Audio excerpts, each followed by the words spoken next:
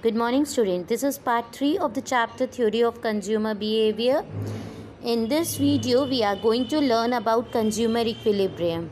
I had explained you in my last video what is consumer equilibrium. Now, in this video, we are going to learn about the consumer equilibrium in case of single commodity and in case of two commodities. First, we will learn again the definition of consumer equilibrium. A consumer is said to be equilibrium when he purchases that much of a commodity where the marginal utility of the commodity equal its price. Consumer equilibrium कब होता है बेटा? वो situation जब वो उतनी commodities खरीद रहा है, परचेज कर रहा है, जब कॉमोडिटी की मार्जिनल यूटिलिटी उसके प्राइस के इक्वल हो, मतलब जितना उसको सेटिस्फैक्शन मिल रहा है वो उतना ही अमाउंट स्पेंड कर रहा है. Now in case of a single commodity, consumer attains equilibrium when the following conditions are met. Consumer equilibrium position में कब होता है single commodity के हिसाब से? When the marginal utility of X commodity divided by price of the X commodity is equals to marginal utility of the money spent. It implies that the ratio of mu of x over price of x is equals to mu of money. क्या मतलब है बेटा इसका?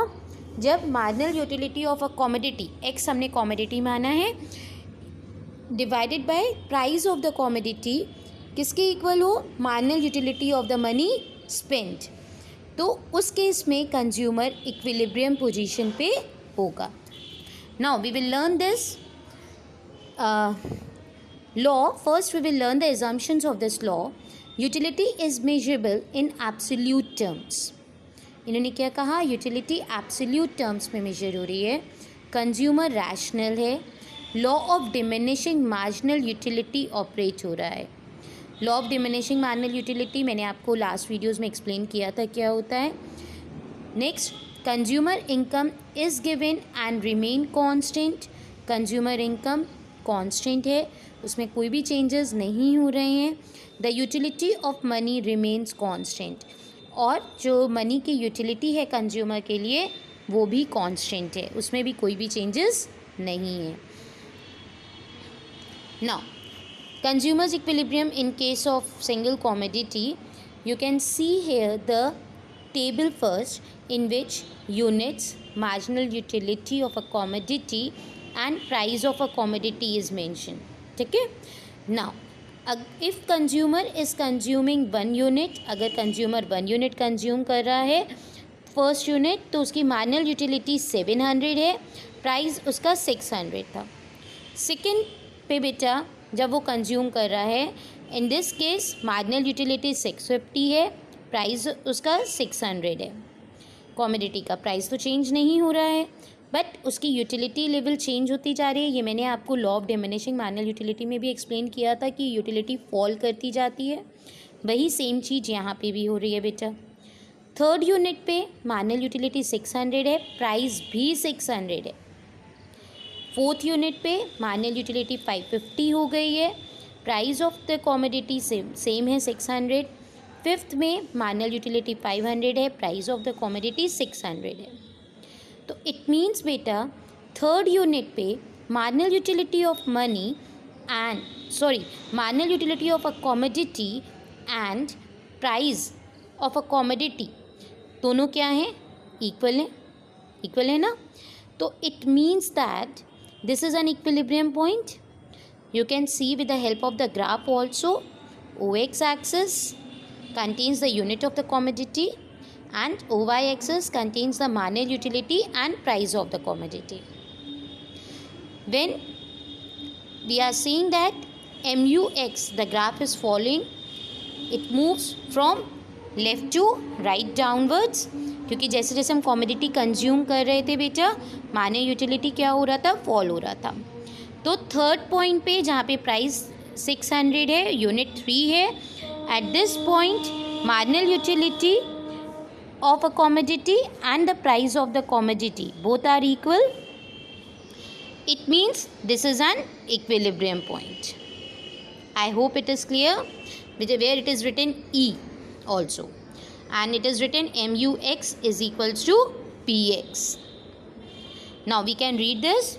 From the given diagram and table, it is clear that consumer is in equilibrium when he purchases 3 units of a commodity. Diagram और table से ये clear हो गया, कंज्यूमर इक्विलिब्रियम पोजीशन पे है जब वो 3 units of a commodity consume कर रहा है, because at this point MUX is equals to PX, that is marginal utility of a commodity is equals to the price of the commodity. यही इसकी condition भी थी बेटा. Thus equilibrium point is point E, इसलिए equilibrium point क्या हो गया, point E. If the consumer produces less than 3 units, in this case utility is greater than price. अगर 3 यूनिट से कम कंज्यूम कर रहा है तो यूटिलिटी ज़्यादा है प्राइस से बेटा. Since MUX is greater then PX, MUX PX से बड़ा है, ही परचेजेज मोर, तो वो और भी परचेज कर सकता है. A consumer will not buy more than 3 units, consumer 3 unit से ज़्यादा परचेज नहीं करेगा, because in this case price is greater than utility. I hope it is clear.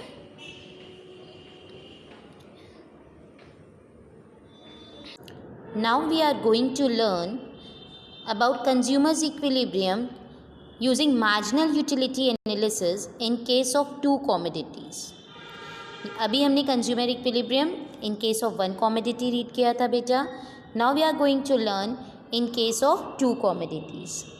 अगर consumer 2 commodities ले रहा है तो वो equilibrium position किस तरीके से उसको पता चलेगा that the consumer has attained the equilibrium position.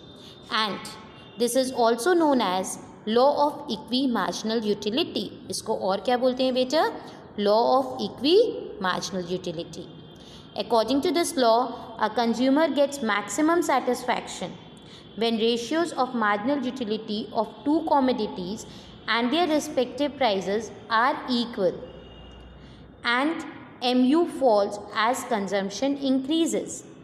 ये लॉ क्या कहता है बेटा, कंज्यूमर को मैक्सिमम सेटिस्फैक्शन कब मिलेगा, when the ratios of marginal utility of 2 commodities, दोनों कमोडिटीज़ की मार्जिनल यूटिलिटी और उनके प्राइजेस, उनका अगर हम रेशियो निकाल रहे हैं, that is MUX upon PX and MUY upon PY, वो किसके इक्वल हो बेटा, मार्जिनल यूटिलिटी ऑफ मनी के. And marginal utility of money जो हो रहा है बेटा, it should be continuously falls as the consumption increases. ये हम लोग ने पहले भी पढ़ा था, जैसे जैसे कंजम्पशन इंक्रीज हो रहा है MU is falling down, that is MU falls as consumption increases. Now but are the conditions of equilibrium, तो ये सेम कंडीशंस हैं बेटा. MUX upon PX is equals to MUM. It means what, marginal utility of a commodity divided by price of the commodity is equals to marginal utility of a money.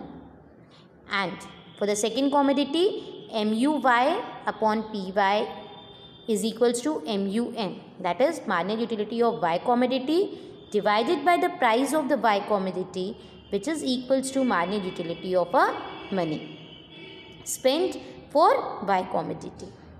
It means marginal utility of X upon price of X upon marginal utility of Y upon price of Y, they are equal because they both are equals with MUM. क्योंकि ये दोनों MUM के equal हैं, it means MUX upon PX is equals to MUY upon PY which is equals to MUM. I hope it is clear. Now assumptions of the law. First one, consumer is rational, consumer rational होना चाहिए. Second, utility is measurable in absolute terms, utility absolute terms में measured है बेटा. Third one, marginal utility of money remains constant. जो money की marginal utility है वो constant होगी, उसमें कोई भी चेंजेस नहीं होंगे. Consumer has limited money to spend, और कंज्यूमर के पास उतना ही मनी है वो स्पेंड करने के लिए. Now I have drawn this table. We can see here there are 6 commodities, that is units 1, 2, 3, 4, 5, 6, and MUX means marginal utility of a X commodity. When a consumer is consuming first commodity, the marginal utility of X commodity is 50. When he is consuming the second commodity, its marginal utility is decreasing from 50, it will reach to 45, and it's so on. When the consumer is consuming the fifth unit, marginal utility of X commodity is 30, and when he consuming the sixth unit, marginal utility beta 25, with the same price, that is 5 rupees. Now consumer is consuming Y commodity also, therefore we have drawn the next column MUY. In MUY means marginal utility of Y commodity. जब वो Y commodity consume कर रहा है उसमें भी हमने देखा कि बेटा that marginal utility it goes on decreasing. When he is consuming the first commodity of Y, then at marginal utility is 80. When consumer is consuming the second commodity, at this time marginal utility of Y commodity क्या है बेटा 70, and when he is consuming the fifth commodity of Y, it means at that time marginal utility क्या है बेटा 40, and at the sixth unit marginal utility of Y commodity is 30, and the price of the Y commodity is 10.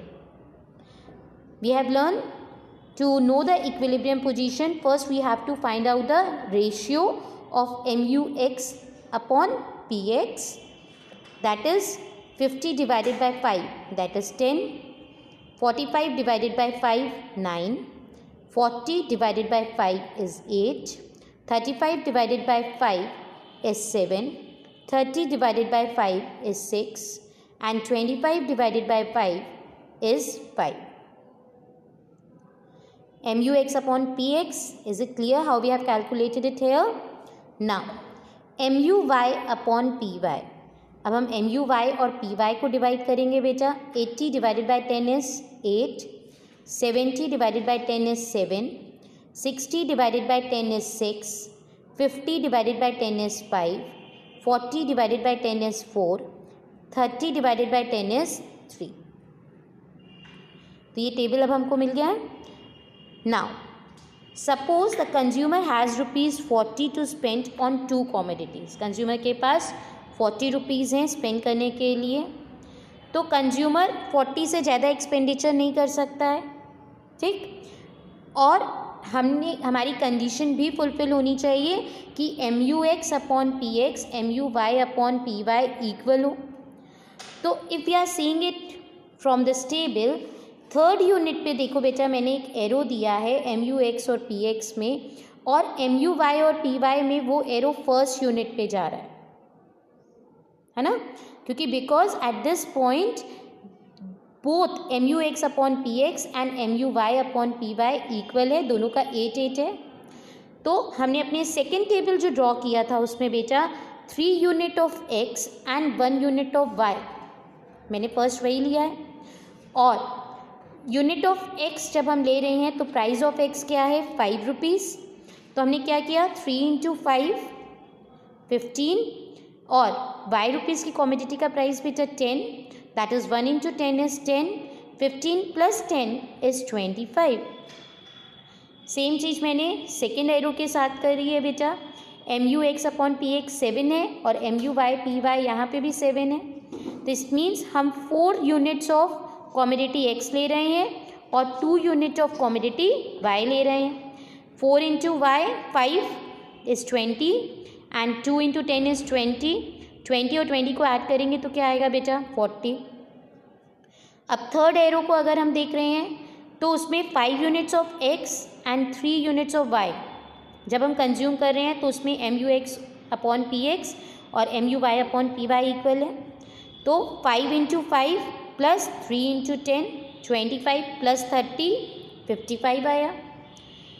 Same अब हमने fourth जब हमने combination लिया है तो उसमें हम देख रहे हैं हमने 6 यूनिट्स ऑफ X लिया है एंड 4 यूनिट्स ऑफ Y लिया है, बिकॉज MUX अपॉन PX यहाँ पे 5 है और MUY अपॉन PY यहाँ पे भी 5 है. तो 6 into 5 30, 4 into 10 is 40, 30 plus 40 is 70. तो इन यूनिट्स पे MUX अपॉन PX इक्वल हो रहा है और हमारी कंडीशन क्या है MUM इक्वल होना चाहिए, marginal utility of the money spend. तो वो किस पे है, हमारी इनकम क्या है 40। तो इट मीन्स बेटा हम क्या करेंगे, हमारे लिए आइडल यूनिट क्या होगी, 4 unit of x and 2 unit of y। Because 55 और 70 रुपीज़ आप स्पेंड नहीं कर सकते, you don't have this much income. 25 rupees जो फर्स्ट कॉम्बिनेशन था वो आप कर सकते हो, but still you have a money left with you, आपके पास पैसा बाकी है। Then you can purchase more commodities, it means you are purchasing the second combination 4 unit of x plus 2 unit of y. Now from the above table it is revealed that consumer will be in equilibrium when he purchases 4 unit of x and 2 unit of y, that is combination 2. The consumer does not choose combination 1 because here the condition of equilibrium is not satisfied, वहाँ पे condition satisfy नहीं हो रही। The consumer will also not choose combination 3 and 4, वो third और fourth combination भी नहीं कर पाएगा because it is out of his income reach, वो उसकी इनकम के बाहर है। देखिए सेम चीज़ मैंने यहाँ पे ग्राफ पे ड्रॉ करी है, O X axis unit of commodity X है, O Y axis unit of commodity Y, sorry price of the Y X commodity and marginal utility of X. दूसरे ग्राफ में मैंने वाई कॉमोडिटी का show किया है बेटा, ओ एक्स में unit of commodity Y लिया है और ओ वाई में marginal utility of Y and price of Y लिया है। हमने देखा था दोनों में मार्जिनल यूटिलिटी फॉल कर रहा था जब हम कर रहे थे, और सेकेंड जो 4 यूनिट है यहाँ पे एक्स की और 2 यूनिट्स है यहाँ पे वाई की, उस पॉइंट पे ये दोनों इक्विलिब्रियम है, that is an equilibrium point,